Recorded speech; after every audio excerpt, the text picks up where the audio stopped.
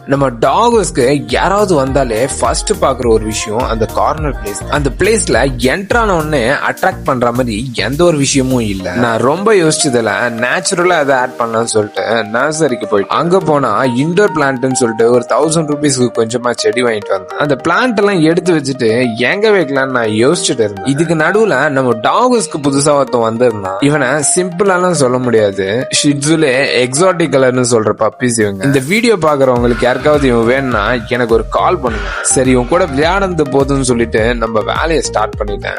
எடுத்துட்டு அந்த பிளான்ட் எல்லாம் ஒரு இடத்துல பிளேஸ் பண்ணி இந்த பிளான்ட் வச்சதுக்கு அப்புறம் எப்படி இருக்குன்னு நீங்க நினைக்கிறீங்க கமெண்ட் பண்ணுங்க. நான் ஃபர்ஸ்ட் பார்த்ததுக்கும் பிளான்ட் வச்சதுக்கு அப்புறம் பாக்குறதுக்கும் நல்லாவே டிஃபரெண்ட் தெரியுது.